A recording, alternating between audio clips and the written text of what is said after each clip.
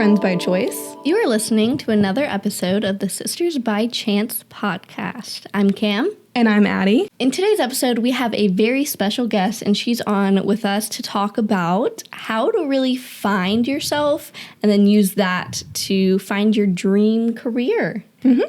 Ashley Stahl is a career coach, a best-selling author, a former counterterrorism professional, and now a podcast host. And she has kind of made a career out of helping others find their career. And not only that, but just helping people find out not only their passions, but who they are. We're going to be having a discussion about how she got where she is today and tactical tips to help you build your dream life. Without further ado, here is Ashley Stahl. Welcome to the podcast. Thank you so much for coming on today. Thank you so much for having me. I'm so excited to do this. Yes, we're really excited to have you. So we're going to start off with the quote of the day. Since we have a guest on today, she's going to be providing us with a quote that she finds inspirational. I would say my favorite quote is "Live life as if everything is rigged in your favor" from Rumi. Wow. Love that. I really like that because I kind of have a similar mindset. If you think that everything's like going for you versus against you, it really changes the way that the world works. Yeah. And I think when you don't trust life, you show up in a very certain way where you're constantly trying to force and push and create results. And it can be really an exhausting way to live. For sure. Well, thank you for that quote. That's like, that hits deep in the feels. We gave a brief introduction about who you are and what you do, but we wanted you to kind of go in depth with your story and kind of how you had that career change. I know that you were doing your dream job, you were doing counterterrorism, and you worked so hard to get there. And then you had that moment where you held a gun for the very first time and you just had a pivotal kind of change in mindset and started to question your path. So where did you go from there after that pivotal moment happened? And how did you make that 180 after putting in all that time and effort into something that you loved? You know, I feel like I didn't realize at a young age that when you set a goal, it's because you think the goal is going to make you feel a certain way. Right. And you chase really not a goal, but a feeling. And what happens, I think, for a lot of people is they get to where their goal told them to go be, but they don't feel how they thought they were going to feel. And I think that's why we see a lot of celebrities have breakdowns, or Britney shaving her head. It's like we see these epic breakdowns that are so upsetting. Yeah. And I think that comes from a lot of people who just spend their lives chasing a carrot. And in my case, I wanted to be worthy. I wanted to matter, and I wanted to do something big in my career. And I remember growing up in a house where the news was always on. And from a very young age, I knew what was happening in the world. My dad was talking politics with my uncles. And I did something that I think a lot of people don't realize they're doing is within these quiet conversations that they would have with me, I made a career decision. And anybody listening to this show, we have exchanges, we have conversations, we have experiences, but what we don't realize is there's certain moments where suddenly we make a decision about what career we're pursuing. And so when I got to college and walked into career services, I remember saying, like, what do I want to major in? And really thinking that really mattered for my career. And for some people it does, but for most people it doesn't. 27% of people use their degree in their job. So majority, your degree has nothing to do with your job. Just the fact that you have a degree tends to be helpful, sometimes not always. And so in my case, she said all of the 3-worded tirades that we all heard growing up, like do what you love and the money will follow your passion and all of that kind of stuff. And I remember leaving career services feeling more lost than I came in. And I had this moment when I studied abroad where I had committed to government history and French just because of all of those political conversations growing up, not knowing where I was really going to go.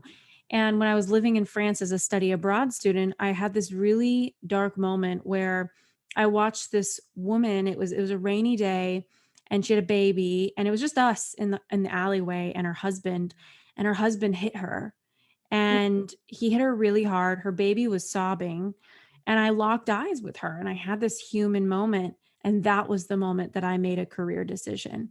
That was the moment that I thought I'm a protector, and I'm going to take care of people. And the highest level I can think of as someone who studies government is to catch Osama bin Laden or be the best spy that I could be. And that was the moment that solidified my career decision.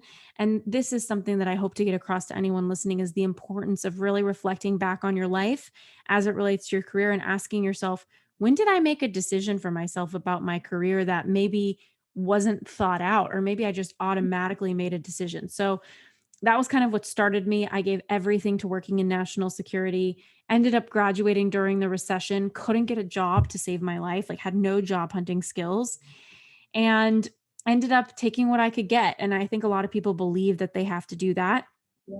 So I took an admin assistant job making minimum wage, really struggled to pay my rent, took Arabic classes at UCLA at night, still told myself, even if I didn't think government would be my end all be all, I felt like it was my next step. And I think that's really key for people, is sometimes we put the pressure on to think our career decision is going to be forever. And it's kind of like the social equivalent of telling people that the first person you have a crush on, marry them. That's like what we do with our job hunt. Like, first job you get, better be good. You better grow it and don't misstep or sidestep. But, failure lives on the same block as success. Your career is truly an experiment. And if you want to love what you do, you have to be experimental. So in my case, I knew that government was something I wanted to try on and I wanted to experience, and that it was possibly going to be my final destination, but I didn't know that for sure.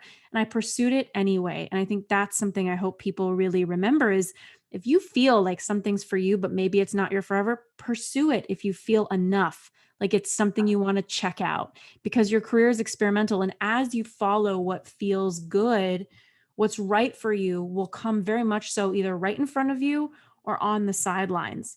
And so in my case, studying national security, I remember calling my college and saying, do you have a list of alumni who have moved to Washington, D.C.? Because I'd never networked before and I wanted to ask them if they could help me. And I felt more safe asking college alumni if they would help me.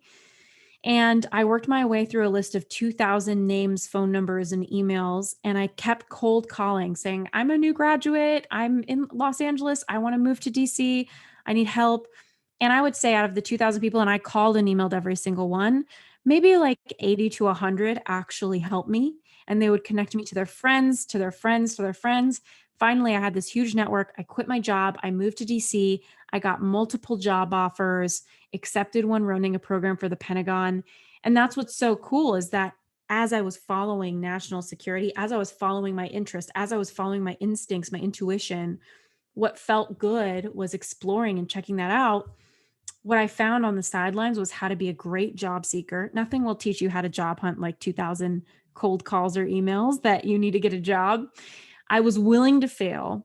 And I started helping people on the side get job offers. And so even though I had that moment later on a military base where I was holding a gun and realizing I'm way too sensitive of a person to be in this line of work, I still was able to give myself permission to try things on, and eventually started my business on the side. And that became my full-time job, which now I'm an author of the book YOUturn. I've got the YOUturn podcast and my courses and all of the things.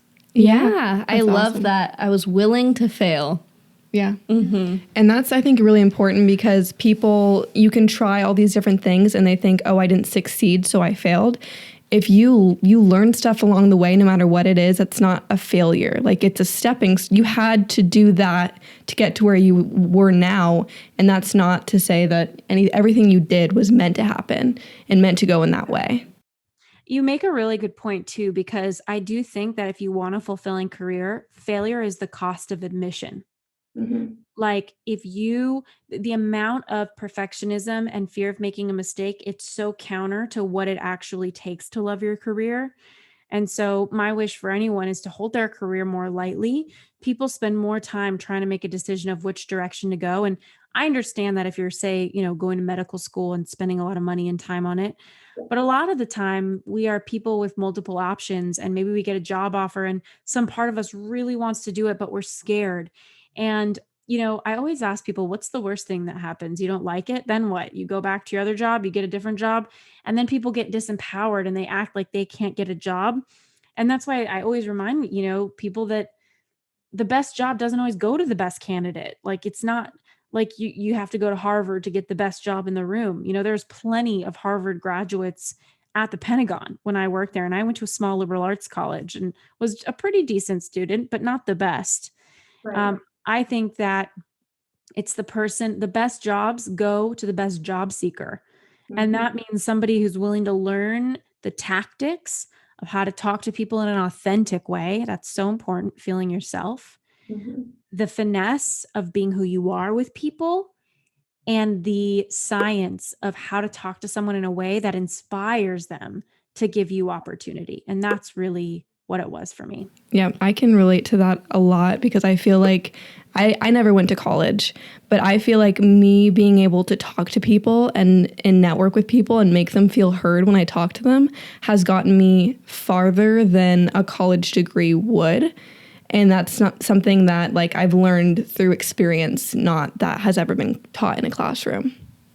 So once you had that pivotal moment and you decided to completely change your career, after that, did you feel like you were exactly where you needed to be? Like, did you have that moment where you're like, I made the right decision? And what was that moment for you?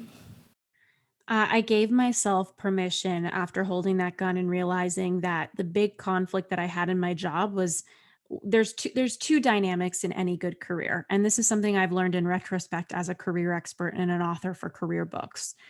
There's the what of what you do. That's your skill set. That's your gift. That's your natural talent. And then there's the how of how you do it. And given that 50% of people or more leave their job because they don't like their boss, what we know is that how your job looks matters just as much as what your job is. So my what and my how were both off. I went into the Pentagon thinking that the core skill set I would be using is perhaps writing because I'm a words person. And that's something I write about in chapter 2 of my book. I talk about the 10 core skill sets I think exist and help people figure out which one are you, which core skill set really represents you. So mine is words. And what that really means is that I'm able to use words in a way that inspires, moves, or captures people to take action. And when I came to the Pentagon, I thought, oh my gosh, great. I'm going to work in the intelligence world. There's so much writing and reports. That's going to totally use my word skill. What I didn't realize was that that's a different core skill set I talk about in my book, and it's analysis. So what I was doing as an intelligence analyst was assessing intelligence and advising.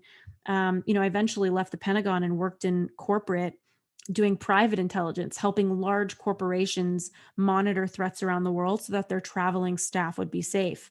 And in the intelligence analysis role, it was really for me to advise companies how safe their employees were or weren't based on today's news and today's intelligence of what's going on out there in the world. And that was the analysis core skill set. So my what was off. I wasn't even leading with my core skill set when I worked in national security. So that's one half of it.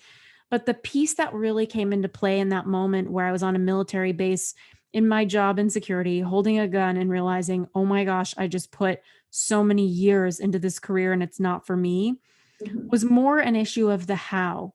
And what the how was my core values, the non-negotiable ingredients by which I live my life were out of sync with my job. So my values are fun and freedom and authenticity, connection.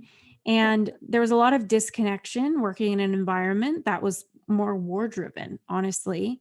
And I want to connect. I want to make love and not war. So, the reality for me was that the how of my values was being violated. And I think that's the thing is if you value integrity, and that's a non-negotiable ingredient for how you live your life and see the world, you can't take a sales job selling something you don't believe in, because what's going to happen is it's going to violate your core value and you are going to feel this visceral sense of unhappiness. And so in my case, whenever I see someone and they're not happy in their career, those are the top two things I'm wondering is what is their core skill set? I take them through the 10 that I list in my book. And the second piece of it is what are their core values? And are any of those values that they hold so deeply being violated in some way? Wow, that's awesome. And you say you write about that in your book. We wanted to give you a chance to tell us a little bit more about your book and how the writing process was and all of that.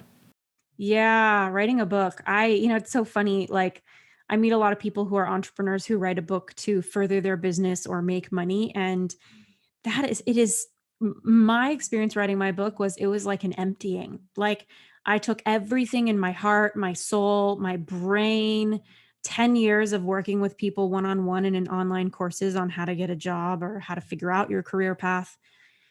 And I put it into a 12 chapter book. And it was an emptying. And I totally understand why Ernest Hemingway said that there's nothing to writing. All you need to do is sit at the typewriter and bleed, because I just felt like I was releasing so much and processing so much in my own life as I was sharing with other people to serve them in their own life. So I called the book YOUturn, YOU.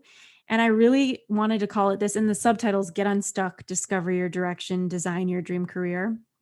And I call it that because I think that we all have these moments that are so transformative, where instead of looking at something that's not working and turning around the other way from which you came, we make instead of a U-turn, a YOU turn, where we reconnect to ourselves and we get radically honest about some area that's not working. And we're willing to allow our life to take the blow of whatever it's going to look like to face that thing and stop being limited by it and overcome it. So for some people, maybe it's their relationship and they need to make a U-turn and reconnect to themselves and get really honest if they're in the right relationship. For other people, it's their career. I mean, we make many U-turns in our life, but what's most important is that you're deeply honest with yourself about whether you can work with where you are, because if you're not, that's the number one thing that keeps you stuck. If you can't be honest about what you need and where you are, you don't have much to work with. You can't really get much further in your career. Right. Awesome. Yeah, that's exciting. Mm-hmm. So many of our viewers are younger and they're about to graduate high school and they're feeling a lot of pressure to make a decision at the ripe age of 18 of what the rest of their life is going to look like. And we wanted to ask you, for those, younger people who are about to graduate high school, what would your advice be for those people who are preparing to take those big steps and make those big decisions? My advice would be, who you are always wins. So who you truly are, what you truly need, what you truly like, it's always going to shine through. So if you choose a career that is overriding who you are, asking you to be someone else, asking you to work out of a core skill set that really isn't your natural zone of gift and genius, asking you to compromise on your values, your non-negotiable principles by which you live your life, you are in for an uphill battle, and eventually who you are is going to shine through anyway, and you're going to have to rip the Band-Aid off and unravel your life then. So if you're an artist and you're forcing yourself to be a mathematician or a business person, life will force you to accept that you are an artist. Yeah. And it's just a matter of time until you accept that. So my advice would be to shorten the runway between who you are and what you're doing and really accept yourself. I think a lot of people's parents are wanting them to, be in this box, like you should go to school and do STEM or be a lawyer. And these people, sometimes they're really creative and they're like very, like you said, artistic, but their parents are putting a lot of pressure, like, oh, there's no career field in the art industry, or it's not reliable. Whatever, if you are putting effort into something that you are naturally gifted at, the universe will always reward you. Like, it'll always come back to you. Even it's your life at the end of the day. Obviously, you want to make your parents proud, but they're not having to sit there and go to your job every day and be unhappy. So my advice, like playing off of what you said, is just follow your gut and follow your natural gifts. Like you always talk about, make sure that you're following what you believe in and not what someone else is wanting you to do. Yeah, you talk a lot about natural gifts, and I was wondering, what do you really mean when you say that, and how can someone go and find what their natural gifts are? Okay, so these are such good questions. Okay, first I'm going to start with parents. Our parents want the best for us, and they want us to survive. And sometimes when I've had experiences in my life, and I've been through a lot. I had a sister who passed away. I had I called off a wedding, I have a chronic illness. I've been through a lot. And so has everyone in different ways, right? Life kind of throws us whatever curveballs we get. It's I always say like life is like a box of chocolates. You get what you get, And the thing with parents is that they want us to survive and get by. And they give us titles and opportunities that they think will help us do just that. And it's their fear. And number one, that's very anxiety inducing for a lot of people to feel that kind of fear. And it's a lot of self-development for a parent to be able to manage their own fears and not project them onto their kid. So your parents are always doing the best they can. We don't have to make them wrong. But what we do have to realize, and this is the U-turn, is that eventually who you are is going to win, and you're going to have to individuate and live with your own life and make your own choices. And I know, especially in certain cultural dynamics, that can be really, really hard, especially if you come from a collectivistic culture. I find that especially growing up in the United States, it's very individualistic culture, capitalistic. Yes. But there's other cultures who it's really about the collective. I also want to say that for someone who's listening to that advice from their parents, our desire to fit in and survive and be in community goes back eons. I mean, think about cavemen, cave women. It's like our very survival rode on being accepted by the tribe because, back in the day, forever ago, we were living in tribes so that we could survive, so that somebody warm was next to us when it was cold at night, so that the men would be the hunter gatherers and give us food. If you were on your own, you were going to die. And so I think on a cellular level, a lot of people do feel that level of stress and that kind of threat. You talk about using natural gifts to navigate your career and figure out what you really should be doing or that would be best for self-expression and, something that will really fulfill you and make you happy. So how would someone go about finding their natural gifts?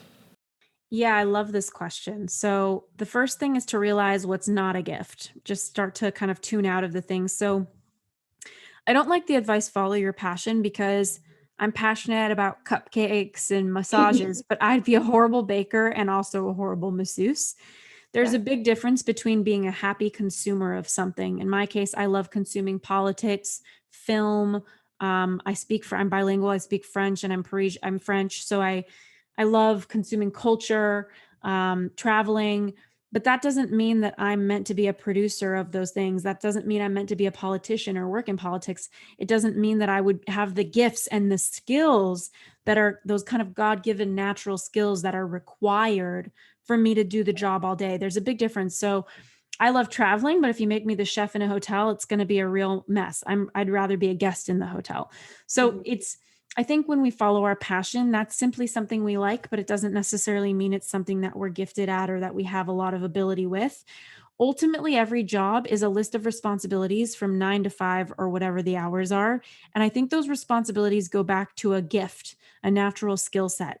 Once you're able to look at your gift and say, for me, it's words, not analysis. Doing makeup artistry, that's one of my core skill sets I wrote, which is beauty. And so I think it's really important to be able to say what skill that translates into responsibilities all day do I have a natural ability with? And it's hard to read the label when you're standing inside the jar. It's hard to see the obvious. And especially because it feels so obvious to you. When you're great at something, it almost feels like, why wouldn't everybody else be great at this? This is common sense, but it's not.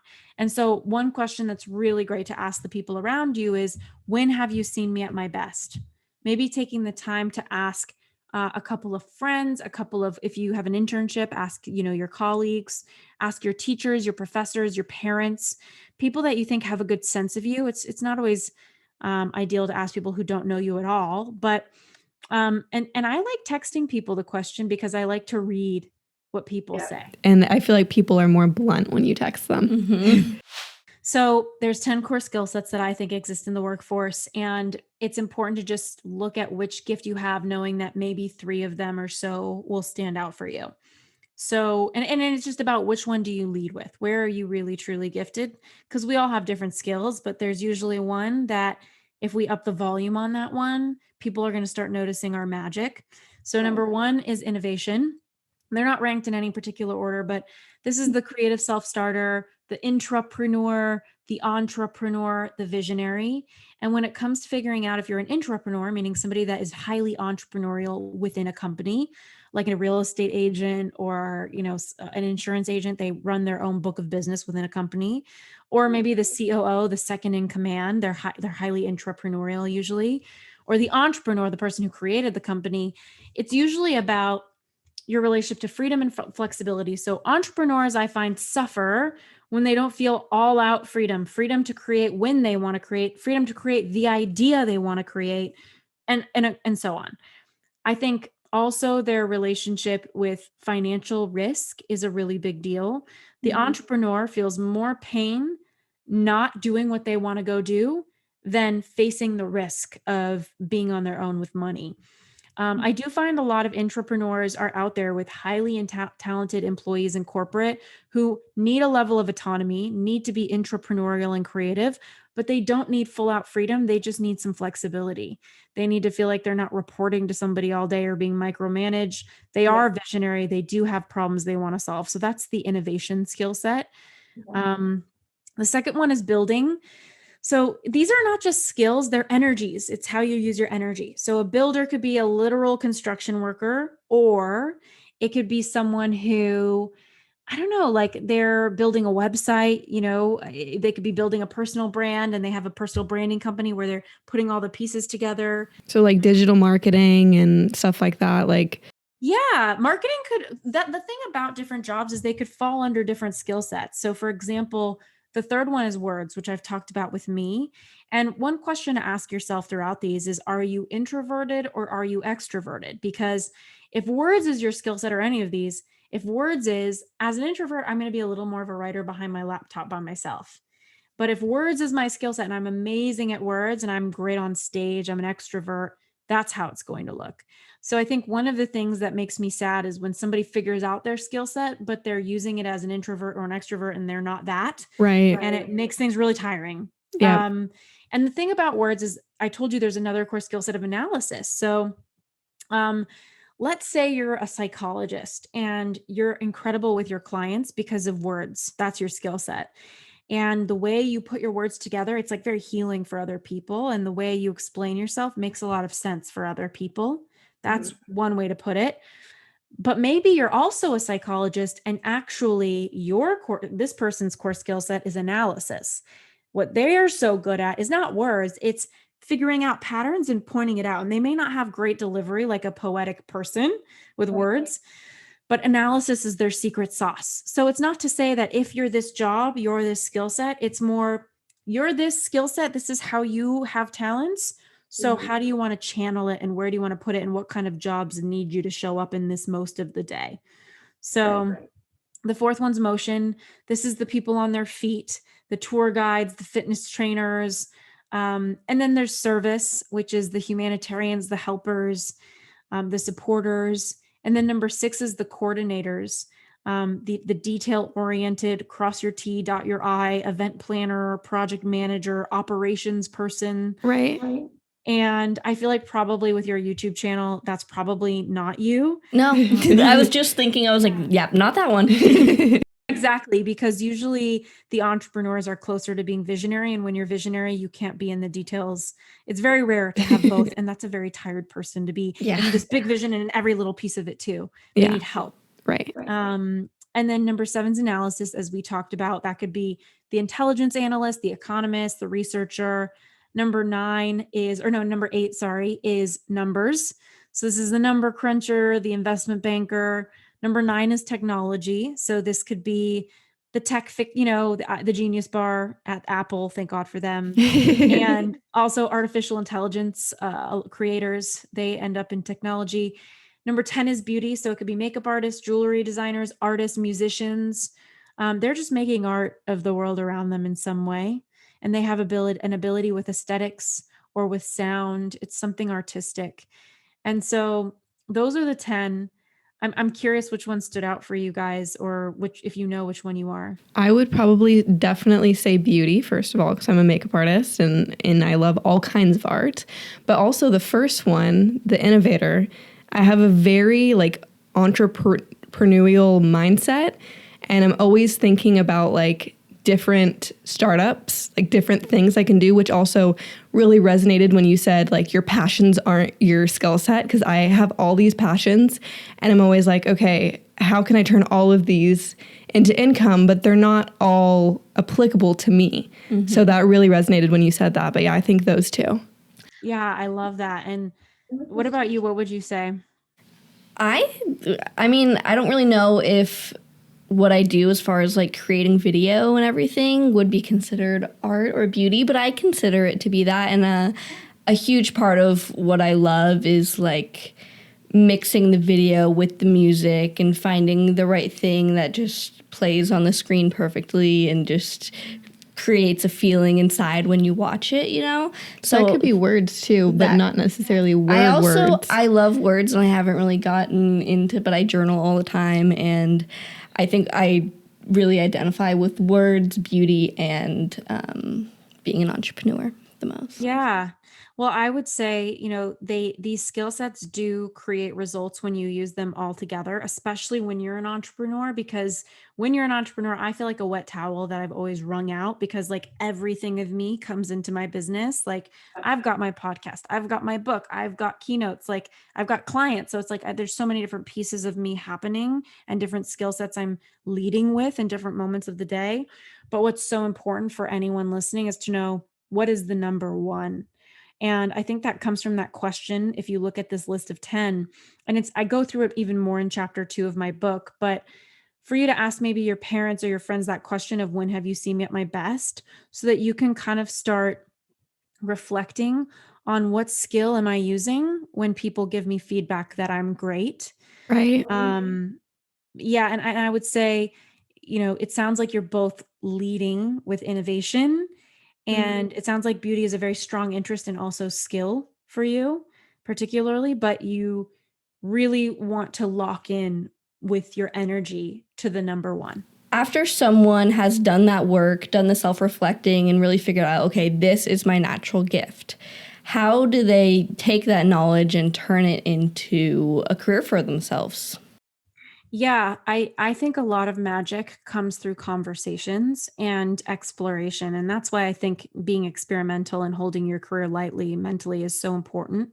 So I would first just start to get curious. Who do I know that seems like they're using this core skill set?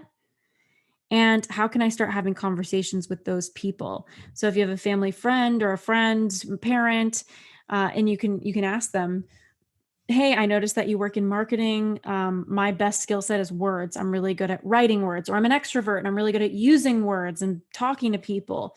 What kind of, can you tell me a little bit about what you're doing and what your this is the key, what your responsibilities are, not what you're interested in, not who you work for, what your client is, but what are you doing all day? Yes. What is your day to day? Because that's what people miss.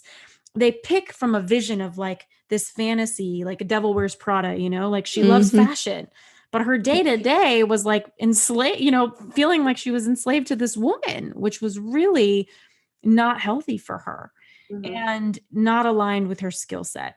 And so I think it's really important to be able to ask yourself, who's out there using these skills. I'm going to start, exploring through these conversations, asking them what their day to day looks like. Tell them a little bit more about me and see what they think or where they think I would really, and this is the key, is add value, because according to research, we are happier when we're good at something. And that just makes sense, doesn't it? Yeah. Yeah. I really like what I think you said this earlier where you said, if you're happy, if you love what you're doing, you're always going to be happy. You're going to love your job. I read something that was like, if you do what you love as a job, you're going to hate it. Like you'll turn against it. So I like what you said about responsibility, because at the end of the day, it is work. It is a job. You have responsibilities, and there is parts that are not going to be fun and fantasy-like and exciting. It's what can you do every day as a responsibility and like still feel, not get burnt out and not feel like you're hating your life. Like if you got to separate the hobbies of stuff you love doing and then the things you're good at, and not just kind of try and take the hobbies and make them into your work, because it can kind of make you resent them almost. Definitely. The fact that you know this at this point of life is so amazing. And I wish everybody got that, because work is called work for a reason. Even with entrepreneurship, everybody spends time trying to build their business and get money or like turn it into something that they can do full time. It's not even about the money. It's just self-sustaining. Yeah. But what nobody really talks about is sustaining it. And there's so many little things that come with entrepreneurship that can be so painful and not comfortable and not what you want to do. So I tell people, especially in the workforce, if you're at like 70 to 80% of your work life is within the core skill set that you have, you're doing great. It's still called work for a reason. And some days it does feel like work. And that's just part of what it is. Exactly. Yep. Yeah, I think it's a good lesson to learn at a young age to know, like, you know, some days it's not going to be all rainbows and butterflies, even if you are, you know, love what you're doing and you're really good at it. There's still, you know, mundane, you know, even just what we do, like doing the podcast and filming videos.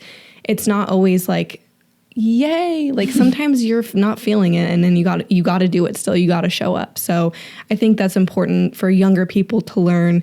Yes, you may be doing something that you love and love your major and love what you're doing, but you're still going to have homework that you hate doing or classes that you hate showing up in. But it's all part of, like, I like what you said about the 70%. That's a good way to gauge if you're on the right path. Because it's not going to be 100%, but if it's less than 70, then maybe you want to reconsider. Yeah. And I think a lot of people don't necessarily look at their dream job description, you know, and that's so huge. And it's human. We're human, you know, we have these moments where we kind of miss that. But we wanted to ask where our viewers can find you. We know you do the coaching and you have the podcast and the book. Where can everyone find you and kind of get a little bit of more information of what you're saying? Thank you for asking that. You know, I'm fair weather on Instagram. Like I try to post, but I only post when I have feelings. So if you see me post that day, it's because I'm in my feelings. But it's at Ashley Stahl, STAHL, or I have my podcast, the YOUturn podcast. It's YOUturn. It's 2 words, and that's the same name of my book. And my book's everywhere books are sold. Awesome. Yeah. Thank you so much. It was so good having you as a guest. Yeah. You guys are great. I just want to congratulate you guys for such a cool new concept and show. I think this is going to do so many good things for people. So, alrighty, that was Ashley Stahl. She's so great. That was such an awesome interview. I really hope y'all took some information from that and felt like you learned something and that you're able to apply it. For all of my high school graduates, yes. Congratulations. I remember being that age. And everyone's like, so what are you going to do with your life? That was like right before I got pregnant. I was a little young, but, you know, those questions were starting to creep up on me. Everyone was like, Cameron, what are you going to do after high school? And I was like, I know I don't want to go to college, and that's all I can tell you. And so I just remember being very lost at that time, not sure what was coming. Throughout my whole high school experience, I had this plan that I was going to be a psychologist or a psychiatrist, and I did all the things you're supposed to. I went to AP psychology and really studied psychology in high school. And then I got to senior year, and I was like, I don't want to go to college for 8 years, because if I was going to do it, I wanted to be a psychiatrist for deaf children, and I wanted to get my PhD. And then I realized I am not, like, the way that the system of school is set up, I am not made for. Regardless of like whether or not I'm made to be a psychologist, I struggled in school, not to get good grades, but just to follow the system of the way that it was created. Mm-hmm. You know what I mean? It was definitely created for a specific type of student, and I just wasn't that. And so I just changed my mind, and here we are. Yeah. I would still be in college if I decided to go, which I've experienced so much like outside of that since then. So we're not saying don't go to college for sure. I mean, my mindset towards it has always been, if I had something that I really, really, really wanted to do and felt like I was good at, and it was my calling, and I knew for sure that that's what it was, and that thing absolutely required me to have a degree, then I definitely would have gone down that path. But I knew that the things I was interested in, which kind of leaned towards more the arts, like writing and movies and film and what I do, YouTube, all of that. Not that I necessarily knew that I wanted to do that, but I had interest in those things at the time, and I knew that I didn't need to go to school to be able to do that for a living. So, yeah. Yeah, it all just kind of worked out how it did. And I don't want to sit here and be like, oh, it worked out great for me. You don't have to go to college. Don't listen to your parents. Yeah. But, just really think before you just mindlessly. Yeah, don't just go to college to fit the norm. Go for a specific reason. And maybe you go, like, that you're going to need a degree for the, like, ideal career that you want, but you don't know exactly what the major is yet, then, that's totally fine. Mm-hmm. But at the end of the day, you can always go back to college. Everyone seems to think that there's this timeline that you have to follow, that you have to, get married and have a kid by this age and finish school by this age and, like, play out the exact same way as everybody.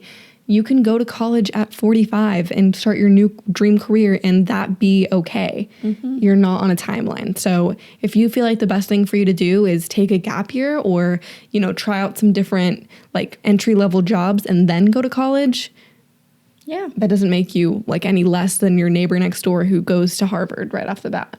Yeah, we're not all made to be little robots who do the same exact thing, and we all go through the same system of schooling to be shot out into the world to do these jobs, like little, like, we get to choose. The B movie. In the B movie, like, okay, you're going to stir, you're going to do this, you're going to do that. We have the freedom to choose what we're going to do, and so let's use that to our full advantage and do something that we love. Yes, definitely check out Ashley's book if this is something that you are struggling with and you want some more. She gave us such amazing information in the 30 minutes we were interviewing her. Mm-hmm. She has an entire book with 12 chapters full of this information. So definitely go check out her book. We will definitely link it down below. We're excited to read it. Mm-hmm. And check out her podcast as well. I love listening to her podcast. Yeah. Alrighty, sisterly advice. We always do that. All right, this is a DM that we got from one of our followers, and she said, "Hey girls, I've been listening to the podcast and I've been loving it." Cute. Thank you. Thanks. I heard that you guys send any requests on advice or topics we want you guys to talk about. I was wondering if you guys at any point would like to talk about drama and toxic friendships and how to deal with that. I'd like to say that drama just follows me because, I don't know, I'd like to believe it's not all my fault. I, for whatever reason, happen to be wrapped up in drama. And I think a huge part of that is being an online presence and having eyes on me, and everyone's always picking things apart. And something that I've learned over time is, especially with friendships, it's better to keep that stuff off of the internet for the sake of not causing drama, because the second your relationship with someone is online, or you're subtweeting them, or keep all drama offline is what I say. Yeah. But for me, sometimes that goes as far as not even sharing my friends on, like, Instagram or in a vlog, like keeping them a secret so they are not subject to criticism or any kind of future drama of people trying to pin us against each other or anything like that. Most people don't have to worry about that when it comes, you can share your friend online and it doesn't matter. But yeah, regardless, I've had a lot of online drama with friendships because you're friends with someone and then you aren't for whatever reason, and then it's kind of this whole thing. Yeah. So I would say that my biggest advice with drama is just to not participate, even if you feel like you have something to say back. It's almost never worth it. Mm-hmm. Let them have their opinion. No matter what you say, if they've already made this decision about you, nothing you say is going to change that. Mm-hmm. And that goes as far to say, don't listen to someone else gossip. If your friend is sitting there gossiping about one of your other friends to you, I promise you, they are gossiping about you to your other friend. Mm-hmm. And if you just sit there and listen to it, that makes you guilty by association. So if someone's gossiping to you, either walk away or say, I don't want to talk about this, change the subject. Don't even feed into it for a second, because that you're now wrapped up in it. Yeah, like, I mean, that's how you get yourself in drama to begin with, is partaking in the drama and the gossip. So just to completely remove yourself from that and just be, I don't really do drama, and I don't feel comfortable talking about them if they're not here. Mm-hmm. And then also, if this person is consistently talking about others to you, then separate yourself from them. That is a toxic thing. And like Cameron was saying about, like, everyone, like, having toxic friends, and everyone has toxic traits in them. Mm-hmm. Everyone. So when you can admit those and realize them and kind of work on them, that's when you can stop projecting it onto everybody else. Mm-hmm. So, sometimes I have been the toxic friend, and I'm sure y'all have been the toxic friend before too. Own up to your mistakes and, apologize. And if you're friends with somebody who you feel like is being toxic and you tell them how you feel and they don't open up and admit to anything or apologize, then that's when it's time to walk away. And maybe years down the road or a couple months from now, they will reach out and be like, I'm so sorry for this. I know I was being toxic. I wasn't ready to admit it then, but I am now. You just have to separate yourself when things are starting to feel like they're not good for your mental health. Yeah. And I'd say just don't know when to stop arguing with someone.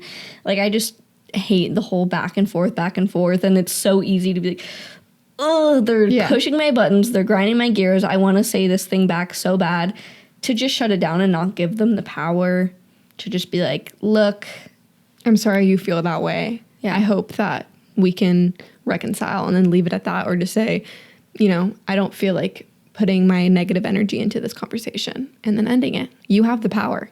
Mm-hmm. Yeah. I hope that answered your question. And I hope that you guys have healthy relationships in your life and are able to navigate those. That is all for today. Thank you guys so much for watching. We have a lot of guests coming on in the future. Some of them we have been planning for a long time. We're really, really, really, really excited about. When we first landed this guest, I was like, yeah, we're really going to have them on our podcast. So a lot of big things coming, and I hope you guys are enjoying these guest episodes. It's so good to get different perspectives, and go show Ashley some love. That's all for today. Thank you for watching, and we'll see you on the next episode.